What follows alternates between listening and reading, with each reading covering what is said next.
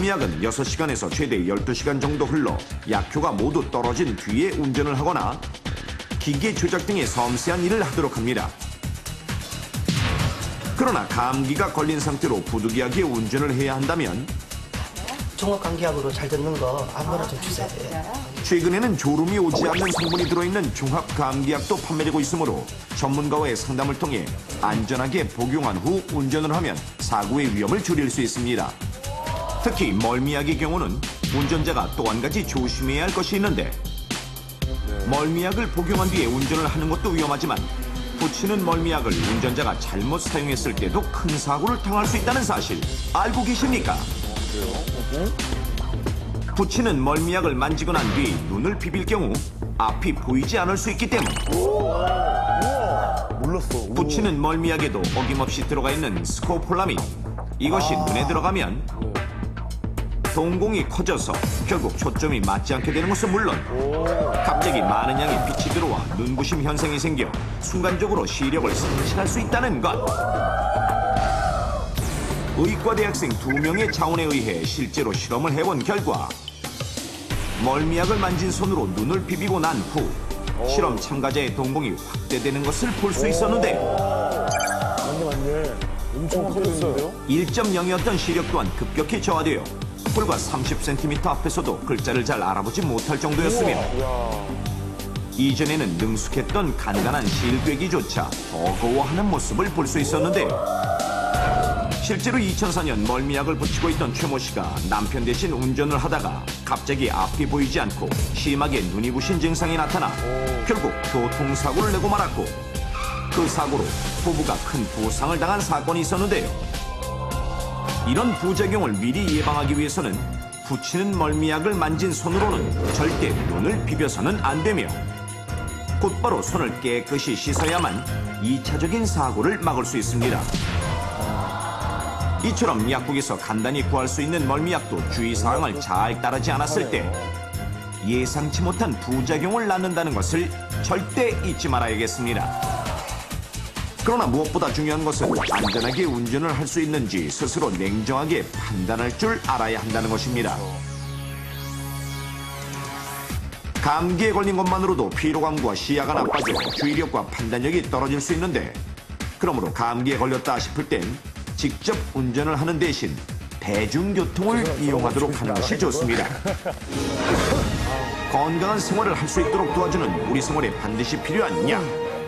그러나 당신이 운전대를 잡는 순간 우리의 생명을 위협하는 독이 된다는 사실 꼭 명심하십시오. 산업 현장에서 끊임없이 일어나는 무시무시한 사고들.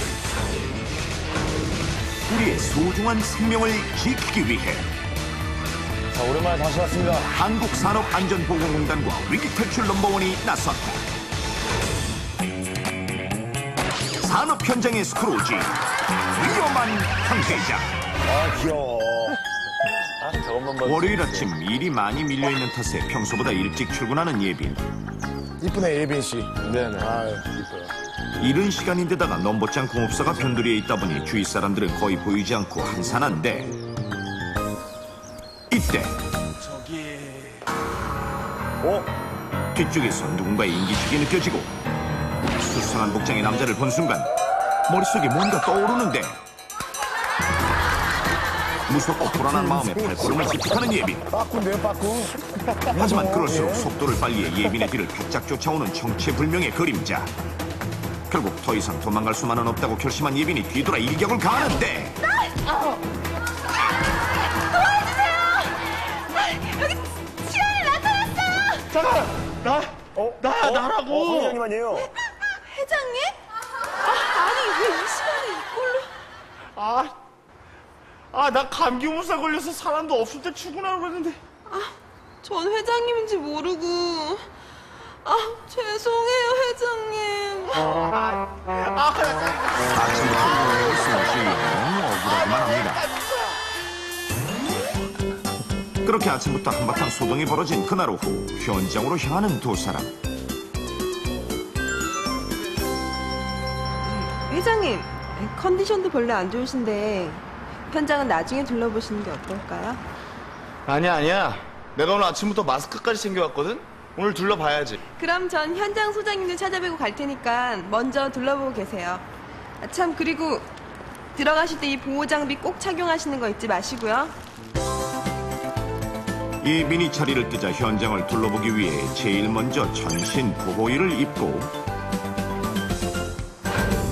장갑 등 보호 장비를 하고 작업장 안으로 들어가는데 천천히 현장 내부를 살펴보는 황 회장. 회장님, 안녕하십니까. 그래. 니들 수고가 많다. 그래. 계속해. 직원들에게 인사를 하고 돌아서는 순간 작업장 한쪽에서 도장 작업하는 것이 눈에 띄고 호기심에 가까이 다가가 보는데